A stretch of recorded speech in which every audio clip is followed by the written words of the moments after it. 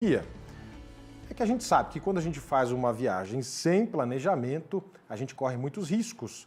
E o dinheiro reservado para viajar pode não ser suficiente. Talvez o clima do lugar escolhido não seja apropriado e o destino pode não atender às necessidades.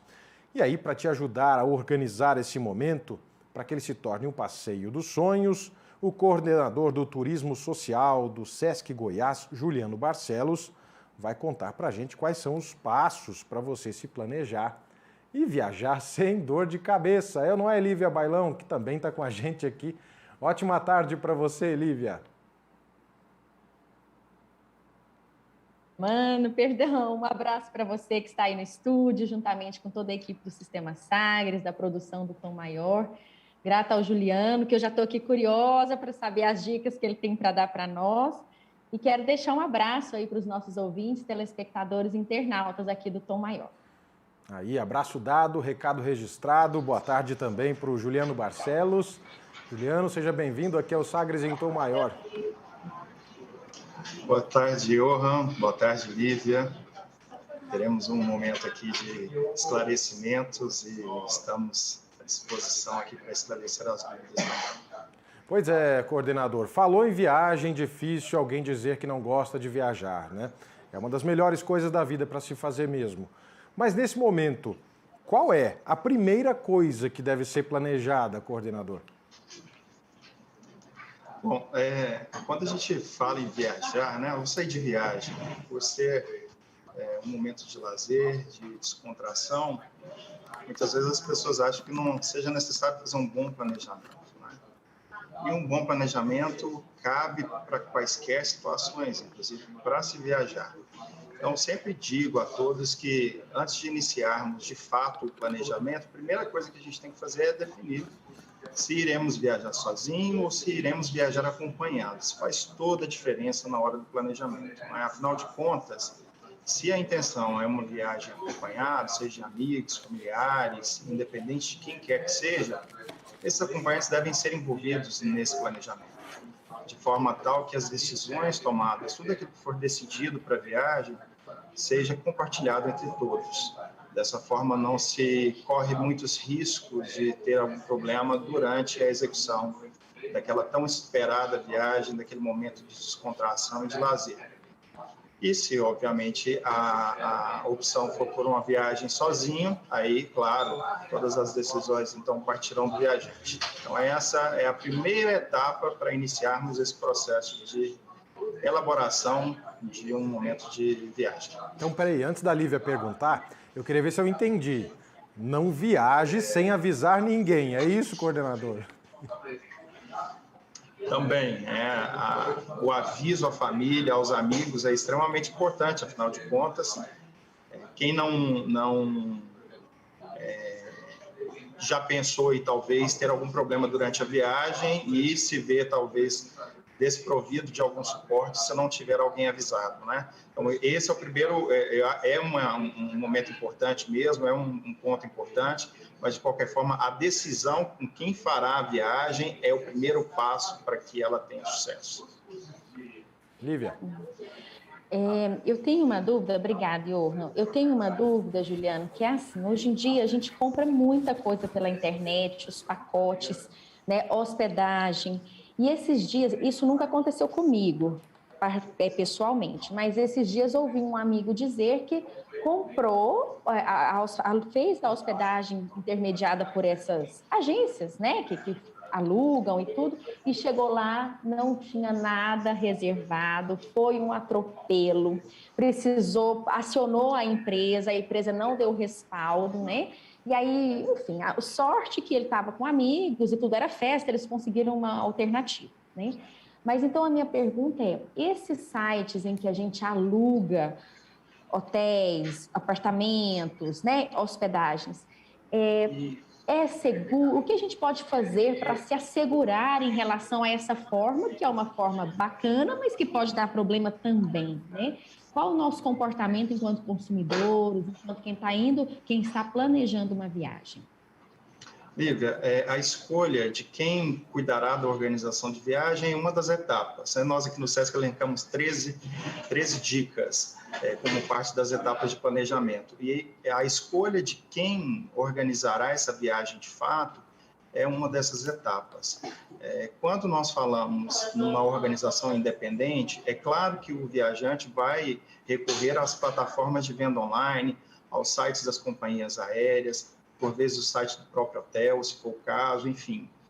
Há plataformas, sim, muito seguras, né, mas, de qualquer forma, é muito importante que o viajante tome alguns cuidados.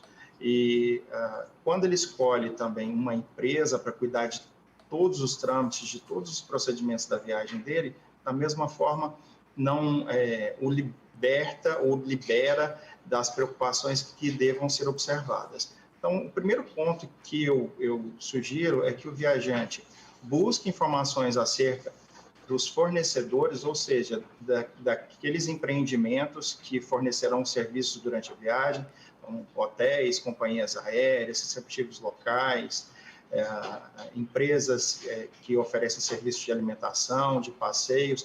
Esse é o primeiro ponto, né? E hoje a gente tem, por exemplo, o TripAdvisor, que é um site onde os viajantes do mundo inteiro deixam ali as suas avaliações dos serviços de empresas, que é um bom termômetro para se escolher esses serviços. Agora, claro, observar também se a empresa escolhida é a empresa idônea, se as empresas utilizadas, se tiveram acionamentos no site Reclame Aqui, é muito importante porque a gente vai se munindo de garantias de que problemas, se tiverem que acontecer ou se acontecerem, que sejam os mínimos possíveis. Mas óbvio que a gente quer chegar no destino e não ter problema algum. Então, há recursos, sim, ainda mais hoje em que o acesso à informação é tão facilitado. Então, a internet já disponibiliza para a gente um mundo de oportunidades. É dizer que, ou organizando de forma independente, utilizando as plataformas de venda direta no site, ou através de uma agência de viagens, o viajante tem sim condições de fazer uma prévia e pesquisar se são empresas que garantirão a segurança durante a viagem sem nenhum tipo de dor de cabeça. E aí, coordenador, até puxando esse gancho, né, da pergunta da Lívia, na hora de fazer o pagamento, por exemplo, qual é a melhor forma? Já que o viajante pode estar aí fazendo a sua primeira experiência, utilizando alguns desses sites, plataformas de agências para escolher onde vai ficar, qual a melhor forma de pagamento? Seria por cartão, dinheiro ou até mesmo um Pix? E aí eu pergunto porque muitas vezes, em caso de primeira viagem, utilizando um desses aplicativos, ele pode se sentir mais inseguro, né? Ficar com o pé atrás, mas e se a viagem não der certo, o que ele deve fazer? Qual escolha fazer na hora de pagar? Bom, o pagamento por cartão de crédito hoje em dia, sem sombra de dúvida, é a forma mais fácil que se tem para adquirir um produto de turismo, um serviço de viagem. É claro que existem outras possibilidades, né? Há empresas que oferecem a opção de cartão de pagamento pelo boleto, ou pagamento através de transferência via Pix, mas ainda assim o cartão de crédito é a forma mais fácil. Por uma questão de segurança, muitos bancos disponibilizam o recurso do cartão online, diferente do cartão físico que é utilizado para as compras no dia a dia. Para as compras em sites, os bancos tendem a disponibilizar o cartão online, que já facilita muito e garante um pouco mais de segurança na hora da tramitação do pagamento. E, utilizando o cartão de crédito, para aquelas pessoas que não têm condições de fazer o pagamento 100% antes da viagem, porque nem sempre uma viagem é um bem adquirido, um serviço adquirido que seja tão barato para muitos, há a possibilidade de fazer o pagamento parcelado. E, é claro, havendo alguma situação inesperada no processo da compra, existem recursos de cancelamento de compra, de contestações, enfim, sobretudo se a utilização dos dados do cartão for em plataformas posteriormente à compra, se percebe que não seja uma plataforma segura.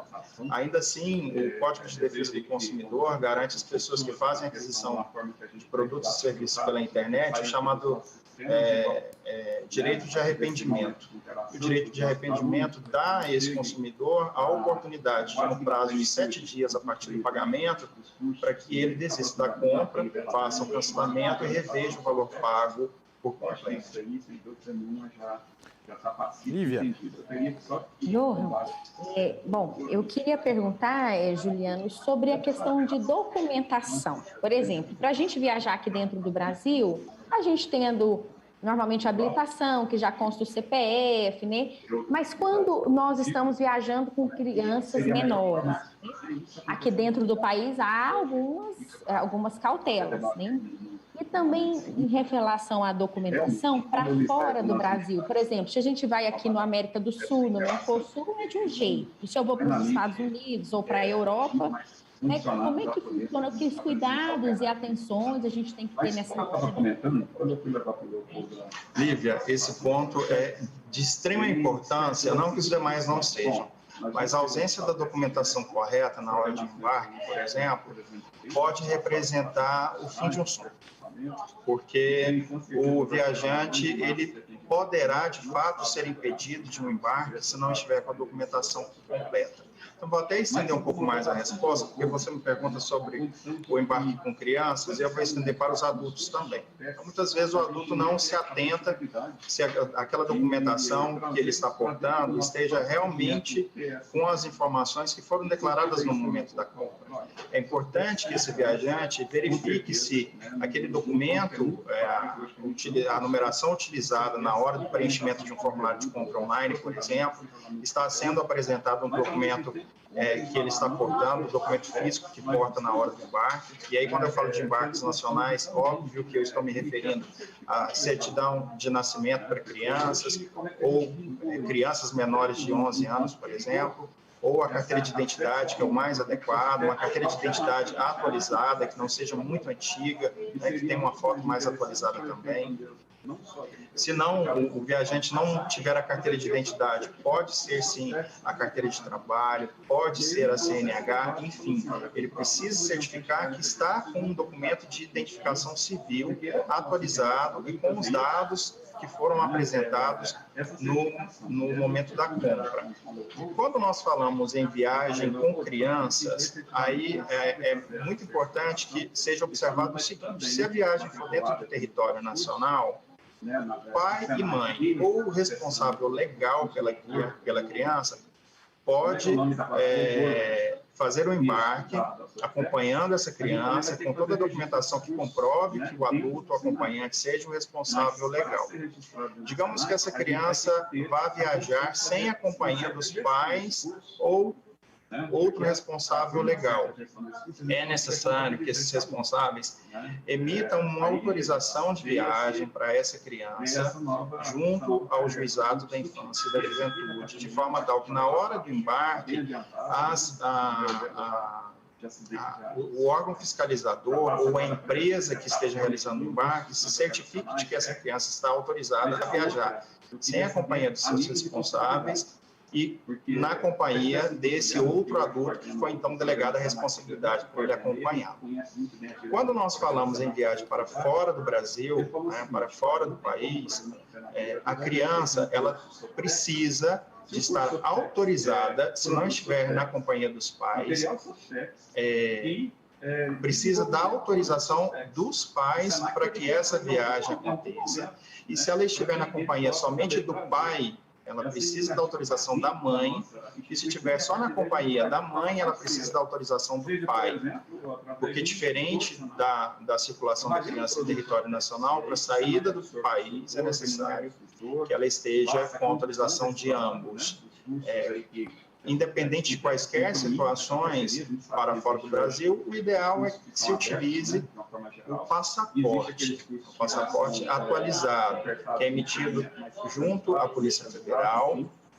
Esse passaporte hoje tem validade de 10 anos. Se for para um país que não exija visto para a entrada de turistas, então basta o porte do passaporte.